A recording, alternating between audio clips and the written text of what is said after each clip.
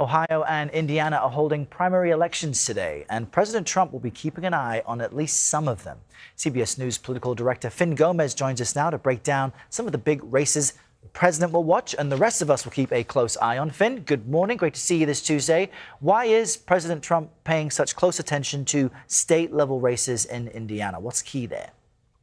Yeah, that's right, Errol. Happy Election Day for all those who celebrate, especially in Indiana and Ohio. Yeah, of course. But last December, if you recall, 8 Republican state senators in Indiana defied President Trump and his national Republican allies in their push to redraw the state's congressional map, and a map he wanted to, in order to flip 2 Democratic-held seats and pad the Republicans' razor-thin House majority. They have a 4-seat majority right now. When these 8 state senators pushed back, Trump vowed payback, and tonight is what many in the Republican Party expect that payback to happen.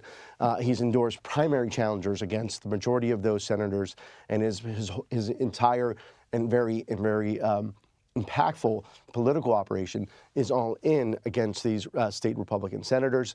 National groups have poured in millions, Errol, into ads in these races that, typically you don't really see a lot of spending on this front. This year has been record-breaking. We saw some PACs, one of them tied to Trump's close ally, Senator Jim Banks, a conservative senator from Indiana.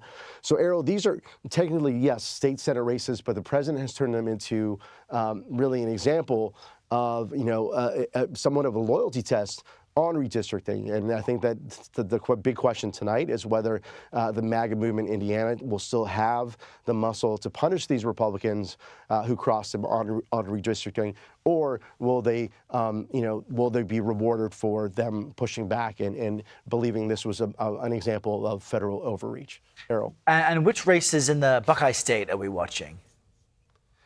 Yeah, Errol, all eyes are on the Senate race in Ohio, and the expected winners tonight are, of course, the incumbent Republican John Husted, who was appointed in that position. Remember, that was to fill the vacancy when J.D. Vance left to become vice president. But on the Democratic side, former Senator Sherrod Brown is the expected is the front runner in that race. In the primary race, and that's a matchup that most Ohio Democrats that I spoke to have been waiting for. They feel that he's getting a lot of national attention. If you recall, Ohio went to Trump by 11 points in 2024, but Democrats genuinely believe, Errol, that Brown can pull off the upset in November. He's a former 3-term senator, blue-collar brand, progressive, a big, deep name recognition, and the latest polling has him within the margin of error. So if you see that, they feel pretty bullish. Of course, it's gone pretty Republican in the last few cycles.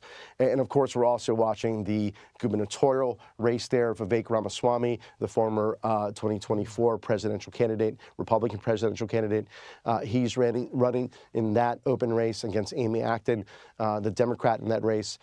Most polls show it to be a very competitive race. So we're keeping an eye on that one as well. Errol? And you mentioned redistricting. Tennessee and Alabama are moving to redraw their congressional maps. Are they likely to be successful? I mean, I think the big question is the why now comes to this big ruling that happened last week by the Supreme Court, gutting the Section 2 of the Voting Rights Act, and that the court struck down that Louisiana majority black congressional district, and Republican governors across the South immediately saw this as an opportunity to implement their own redraws, right, before the 2026 deadline. And you saw that movement in Tennessee, in Alabama. This started this week as well.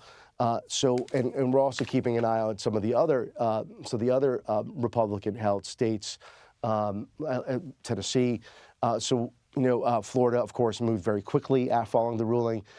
Some Republicans believe that this ruling could net them as much as 13 or at least double digits in new congressional districts. However, Democrats say this is unconstitutional and immediately block these congressional districts who've been represented by important voices, underrepresented communities. And so that's why it's being a big controversy and a big narrative leading into these midterms. Errol? The pollen count is extremely high. Finn, my allergies were killing me Yes. yesterday. I appreciate me you too. powering through despite the I'm powering congestion. through, brother. Thank you so much. Thanks for joining us appreciate it. this Thanks, Polleny man. Tuesday.